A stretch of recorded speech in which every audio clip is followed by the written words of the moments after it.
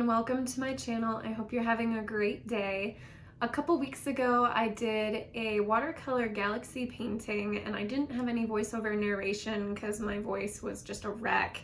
And while my voice is not completely 100% back to normal, it's doing much better. And I wanted to accommodate a request I had on that video. Someone was hoping that once my voice is feeling better, I could do a voiceover tutorial narration for that video to talk about some of the techniques I used and how I did that painting. So that's what that is. This is today. It's the same essential footage of the video, but I'm just adding some narration over the top. So without any further ado, let's go ahead and jump right in. So with any painting where you want to have loose flowing color in the background, you're going to use the wet into wet technique. So right here you just see me with a very large flat brush going in with a layer of water and fairly thin, not not like so waterlogged that you have puddles of water forming in places, but a nice coating of water over the whole thing. And if you live in a fairly dry climate like I do, you may need to use a little more water just because it'll dry out so fast. But working fairly quickly, you lay down that layer of clear water with a clean brush, and then you start going in with your paints, your watercolor paints. And I'm using a lot of Payne's gray in this. That's that really dark grayish blue, and then ultramarine blue, which is that very warm tone blue, nice deep color. And then the reference image I was using, which is linked in the description, I wasn't trying to be exact, but I did want to follow at least the sort of basic kind of colors and sort of cloudy shapes happening. So you're going in with pretty dark color, and that sort of teal color I mixed up using ultramarine blue and viridian green. Viridian green is already a cooler green, so when you add it with the blue, it creates this lovely teal color. If you were to use a more warm toned green, like a sap green, it would be a more muddy tone. So that's why you want to use the more brighter jewel tones. And then I'm leaving those lighter spaces that have just a little bit of alizarin crimson, a little bit of cadmium red medium for a kind of peachy tone. Oh, I'm sorry, cadmium red light for the peachy tone. But leaving those maintained, so I only laid in very light color for those light cloudy parts, and then going in and dabbing. You see I'm just very lightly kind of dabbing in some of the darker parts here that are going in between the clouds. And I did add a little bit of black here and there, like in that lower left corner. There you see the cadmium red light I just laid in for the peachy tone. And I wanted to bump up the brightness of that alizarin crimson right there with the red. And then the purple I mixed up, I used alizarin crimson and ultramarine blue mostly. And then if I need to make it a little darker, adding Payne's gray. But a lot of this, you can tell the paint underneath is still wet, so you're still using that wet into wet technique so that all the colors flow and blend into each other.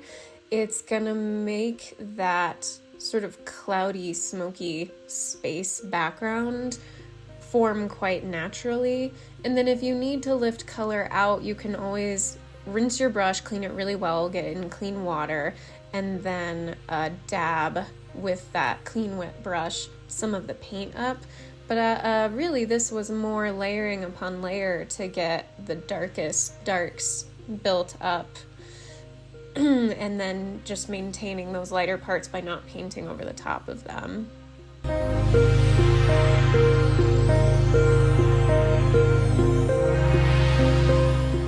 So much of watercolor especially involves layering and painting over the top, and in some cases you want to wait between each layer. You want the paint to dry completely, like bone dry, before you add anything over the top. With this piece, that is not as much the case. You do want to be careful because if you're working wet into wet, you want to make sure the colors you're using blend together nicely. So for instance, if you're using a lot of kind of opposites, like orange and blue or orange and green right next to each other, you want to make sure they don't flow in too much, otherwise they'll create a muddy brown. So you do have to be careful with this when you're working so much wet into wet, that your colors don't just turn muddy, and that you're keeping cooler tones with cool tones and being very gentle with your application of opposite colors next to each other. There is, you can tell, some green in this as well as some red, but I tried to keep those reds and purples more together as well as the blues and greens more together. And here paint had started to dry a little bit, but again, it's not completely dry, the layers underneath, because I still want some of that paint to just flow in together. Water flows into water, so take advantage of how watercolor behaves. And but I have moved to a smaller brush here. This is my round brush, size 6, and I wanted to go in because, again, very loosely going by the reference image, there are portions of it where it just kind of darker tones that go in between the sort of cloudy, smoky shapes of the space gases. So at this point, that underneath watercolor has really dried.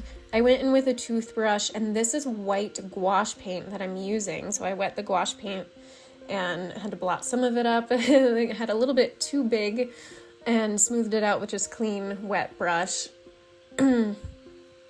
Same with that one there. I just kind of blotted it up and smoothed it out, blended it in so it looked more of smoky, cloudy stuff. I did want to have a little bit of fun with a couple of the droplets here, so I'm going in with my size 3 round brush and taking that wet gouache paint and smearing little lines out from each so that it looks kind of like the shining surroundings of a star, basically. So I just kind of played around with that. I could have done it with more of them, but decided to kind of just play around with the one. You can do that with all the ones that you want, those bigger blobs of wet paint.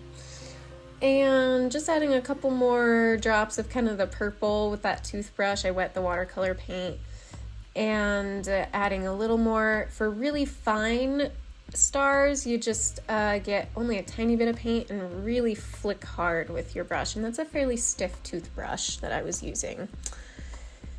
And of course I wanted to add a signature and completely did not budget the space well. So you can see I ran out of space, and was like, I can add the F initial here, and I thought, nah. So I just blotted it up and repainted some blue paint over it, and decided to go to the other side. And I think next time I would probably just use a white pen, like either a gel pen, which is not as archival quality, or maybe some ink within a pen and nib. But for now I used the paintbrush, added the signature, and that is a painter's tape. It's supposed to not tear. It did tear a tiny bit in that left bottom corner, but other than that, you just gently peel it up and you have a very nice border on your painting.